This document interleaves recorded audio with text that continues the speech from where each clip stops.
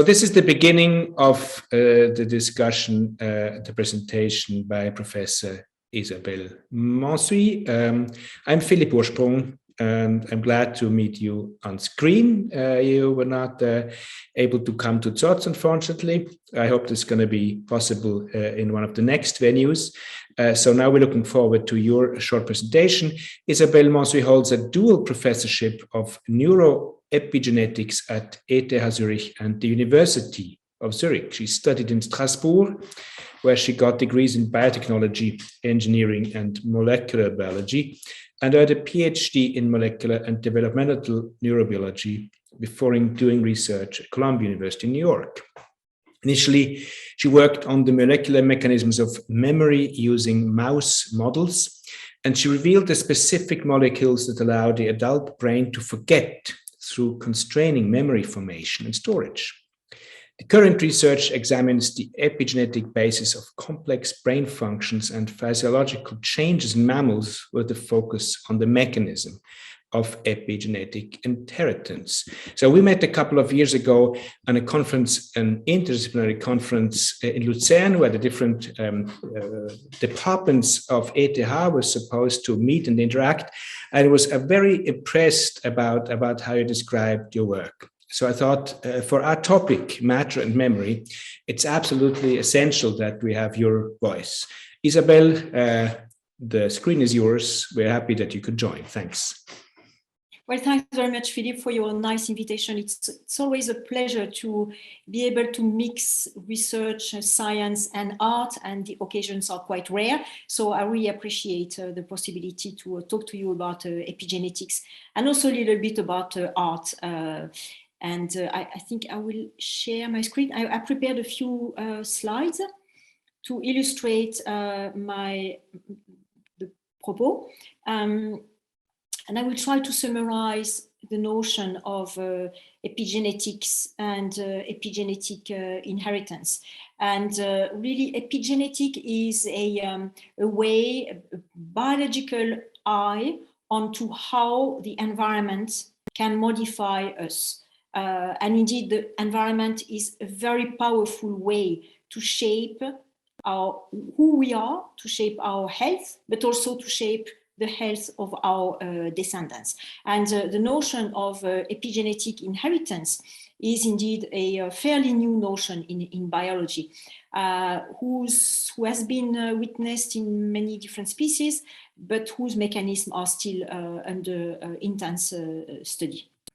So there are many factors in the environment which can influence us, not only what we eat here, but also so whether good diet or poor diet, but also our life experiences, in particular in early life, in childhood, whether stress, traumatic experiences, pressure in life, but also drugs, chemicals, alcohol, cigarettes, wine, environmental pollutants, in particular endocrine disruptors, which are really everywhere in the environment, not only through factories, but also in plastics, so the bisphenol A, and in pesticides, which end up in our food. So this has been it's a kind of it's something which did not exist before all the phytosanitary methods practiced in agriculture. But there are also positive experiences that can modify our body, and really every single cell can potentially be modified for short term or long term, on the long term, whether brain cell, heart cell, liver cell, but also germ cells. And all these factors here, they can influence our cells throughout life, really from the very beginning, from the germ cell stage until old age. And when we think about the notion of exposure, so exposure in early life or adult life, what does it mean for a body, let's say a young man? So as I said, exposure has the potential to affect every single cell, so have effects, influence the health of this man. But if his sperm cells or the germline germ cells are also affected, his children may potentially also have symptoms of exposure. But here, if you take a pregnant woman, not just her, maybe it will be exposed, but also her baby and the future gametes, the future germ cells in her baby. So when you think of it here, there are 3 generations which have been directly exposed, because even if this mother smokes, or if this mother is subjected to very strong stress during pregnancy, then her babies may suffer the consequences, and her also grandchildren eventually. So that can be understood because there is direct exposure. Now the question is whether the germ cells, here the oocytes and the sperm cells, or the germline stem cells, could be permanently altered in a way to have symptoms of exposure being transmitted across multiple generations. So here, what I summarize in one slide, it's a somehow new concept. The observation of the transmission is not new, but the understanding of the mechanism, how can such transmission happen, is the topic of the new field of epigenetic inheritance from a mechanistic perspective. So now in nature, you may wonder, I mean, that's not exactly how you think about inheritance. You think about inheritance like something that innate traits, traits like the color of the hair, the color of the eyes, and so on, but that the environment, our life experiences, that they can modify our health, our body and health across generations. It's not something that is naturally people naturally accept or think about. And indeed in nature, there are many examples across multiple species. In simple species like C. elegans, which is an organism extensively used for research, exposure to temperature, for instance, has been shown to have effects down to 14 generations. In mice or rats, there is a lot more and more research done on this in the past 20 years, showing the effect of trauma, of diet, of endocrine disruptors, and in some cases, for instance, here, that's part of our work, across 4 or even 5 generations, the effect of postnatal trauma.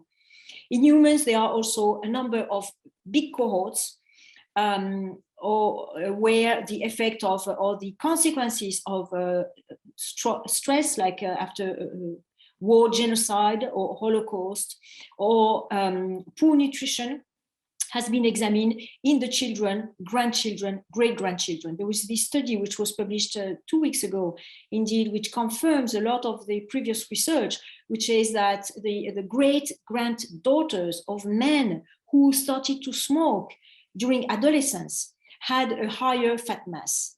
So it's effects across 4 generations. Of course, it's correlative. It's only correlative. There is no proof that it's really what it caused, the fat mass, but the number of people in this study is very sufficiently high. It's about 14,000, almost 15,000 people.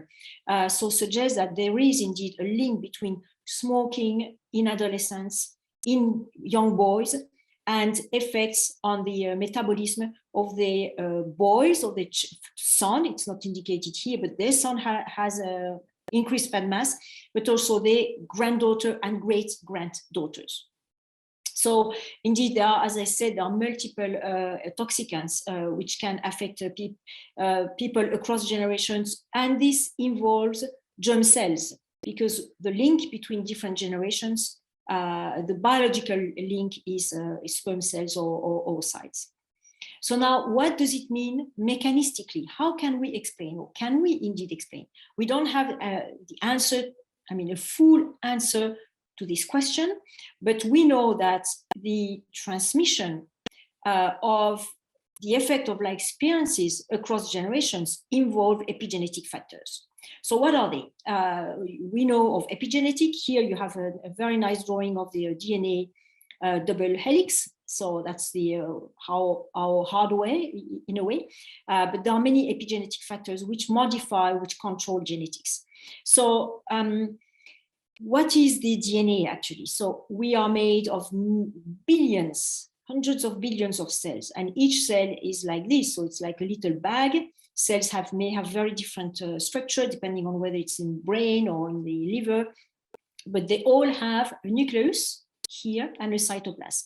And in the nucleus, there are the chromosomes. And the chromosomes, they are constituted of a packed chromatin, packed DNA. You see that if you pull on it, you see this DNA, which is here, so the double helix, which is wrapped around proteins that we see here and really packed into a very compacted structure. And this is the genetic code. So you see here that it has like four letters which create a code, which means something. And that's what you inherit from your parents. So in sperm cells and oocytes, you have one pair of each chromosome, and that's the DNA, that's our innate properties. But the DNA is only one aspect of what we are. I mean, the DNA and the genome is regulated by a lot of epigenetic factors. There are many, many factors which are necessary for the DNA to work. You can take the example of a computer. The DNA would be the hardware, so the machine.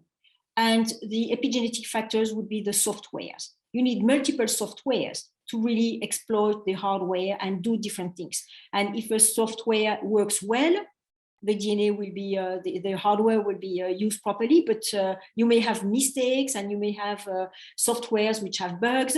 And that's why sometimes biological functions go wrong, like in cancer. So what are the epigenetic factors?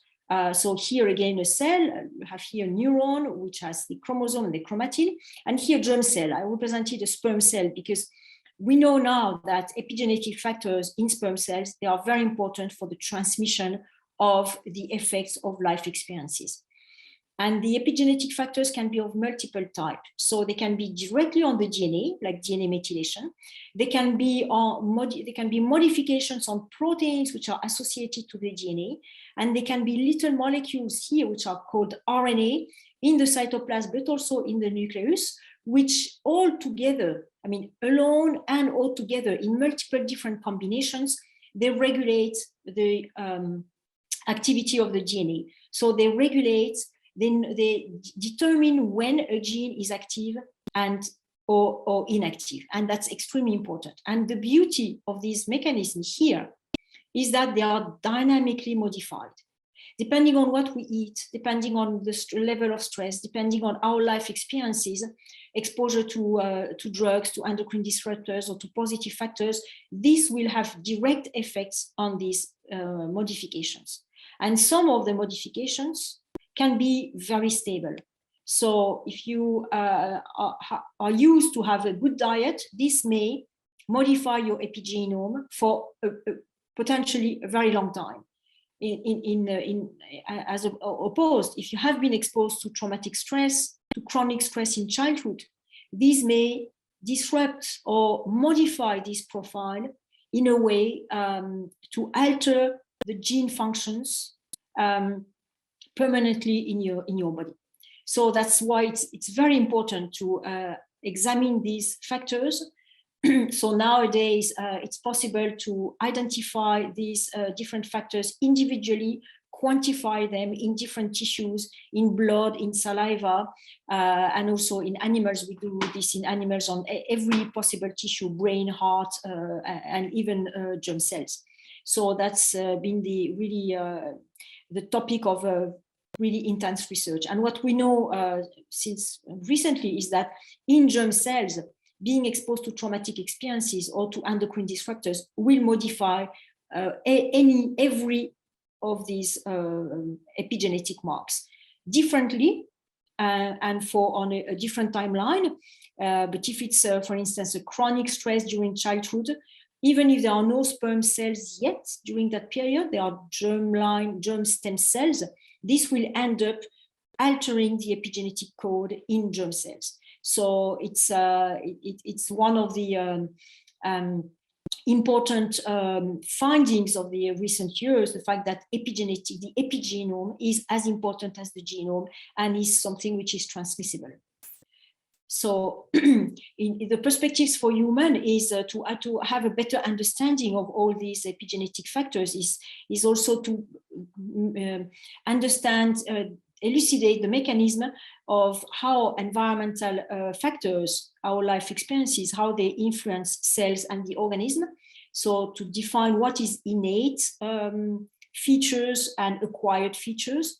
And of course, in terms of disease, so identify biological markers which give us a readout of the effect of environmental exposure. If you are more susceptible to depression because you were abused during your childhood, for instance, it's something that could eventually be detected by proper diagnostic using epigenetic factors, and eventually this could lead to therapeutics. And it has also perspectives for evolution, because some of the epigenetic alterations can stay for a very long time. And if indeed they are in the germline and modified descendants in terms of evolution on a short evolutionary scale, but also on the long evolutionary scale, this can have very important consequences. And I'd like to finish with a piece of art that was designed by an artist in Paris. Her name is Sandrine Dognaud-Renaud. So Sandrine heard one of my talks many years ago, and she was inspired by this notion of epigenetic inheritance or transgenerational transmission. So she's a plastician. So she made this piece of art, which is called transgenerational transmission, and I thought I'd like to show you a quick part of a video that she made around this piece of art, and that exemplifies the notion of the transmission.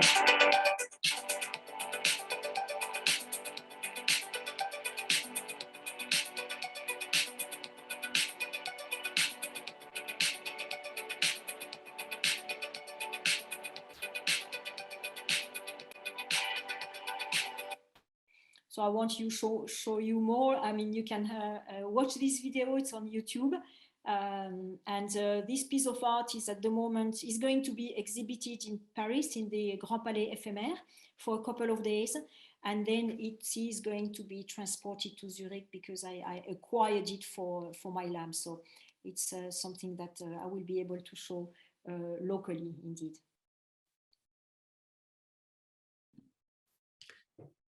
Thank you so much, Isabelle, for this fascinating tour through your field of research and work. This is a perfect continuation of what we discussed in thoughts, and it fits very well into the issues that we're looking for. So we won't have the possibility to have the audience and the public interacting. I'll just perhaps ask you 2-3 questions, if you still have time. Of course, yeah, with pleasure.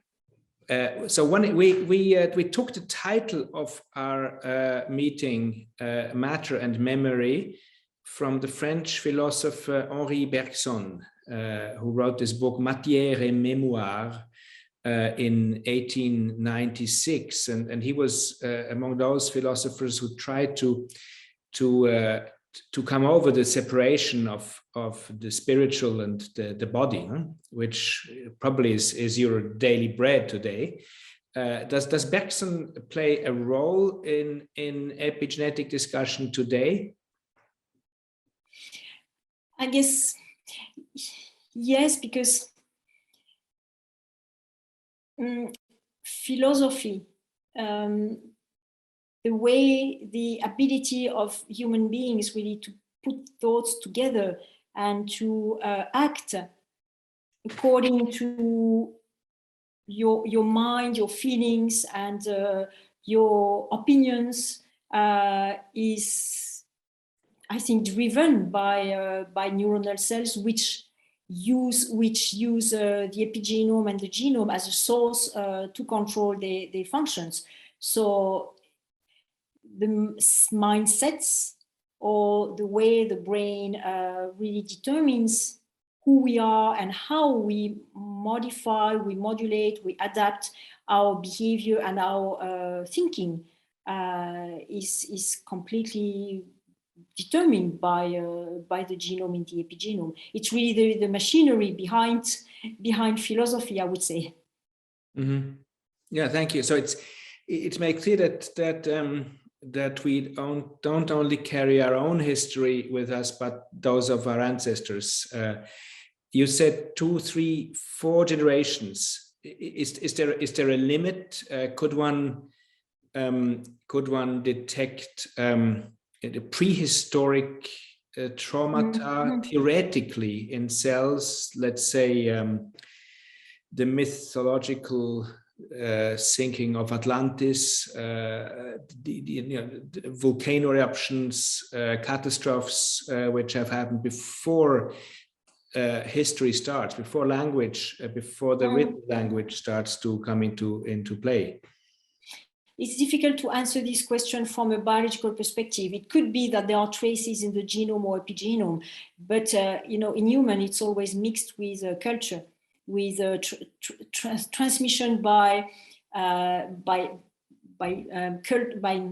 social interactions and by the history of a country. We all know about our history, and it does influence us.